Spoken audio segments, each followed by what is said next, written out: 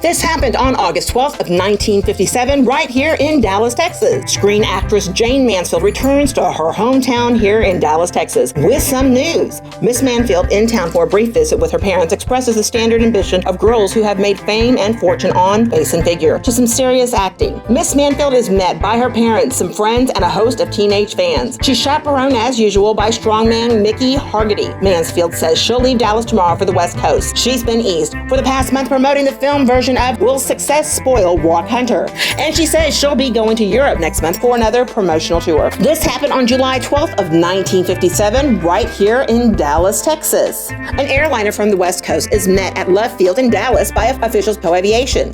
The occasion is the arrival of Dallas's most famous blonde, actress Jayne Mansfield. She's accompanied by her 6.5-year-old daughter and her regular, handsome, muscular escort, Mickey Hargitay. Miss Mansfield is invited to Dallas by Temco officials. She'll be present at the Grand Prairie plant Monday at 11 a.m. when her daughter christens a new Temco training plane. In her last picture, Miss Mansfield played the part of a blonde stripper, but all she ever stripped off was her coat. She shed it today in the Dallas heat.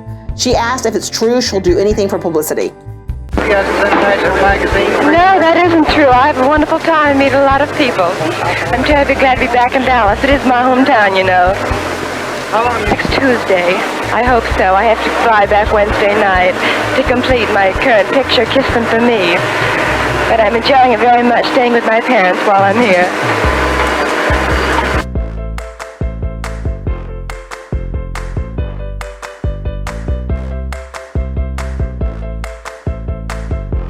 This happened on July 15th of 1957 right here in Dallas, Texas. Jayne Mansfield of Hollywood steals the show at the Temco plant near Grand Prairie, Texas. Today, her and her 6-year-old daughter, Jane Marie, is scheduled to star in the christening of the new Temco jet trainer plane. Although Jane and her well-publicized charms overshadow little Jane, the ceremony goes on, and the actress assists her daughter in clouting the plane, christened Pinto, with a bottle of milk. For a time, it looks as if the ladies were going to be forced to call in Big Jane's muscular boyfriend, Mickey Hargitay, in order to break the bottle, but they finally splatter the milk with a mighty clout. Temco's plane is properly christened, and it takes a while to clean up the mess. Another Pinto appears on the scene, a pony, which is Temco's gift to little Jane, before leaving for Hollywood with her Pinto. Little Jane is lifted into the saddle, mostly for the benefit of the photographers. Did someone say photographers? Here's Big Jane again with a couple of big smiles right in front of the lens. Pinto, the pony, wonders who's supposed to be starring in the show, and Temco officials seem to have had the same. This happened on January 18th of 1958 right here in Fort Worth, Texas. At Carter Field in Fort Worth, the Flashbulb Boys gather as an airliner from Miami, Florida, arrives with the latest of Hollywood's honeymooners, Mr. and Mrs. Mickey Hargitay. In case you've been away from civilization for a while, she's the former Jayne Mansfield of University Park. He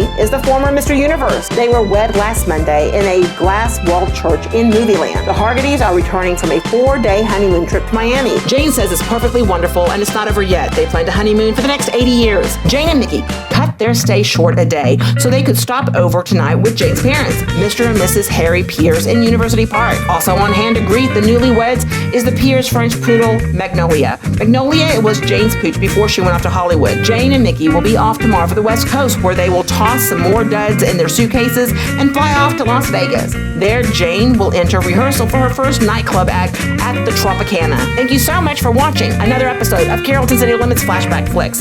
If you like videos like these, we ask that you please like, share, and subscribe to the channel that you're watching this on. Thank you so much for watching. Until next time, see ya, y'all.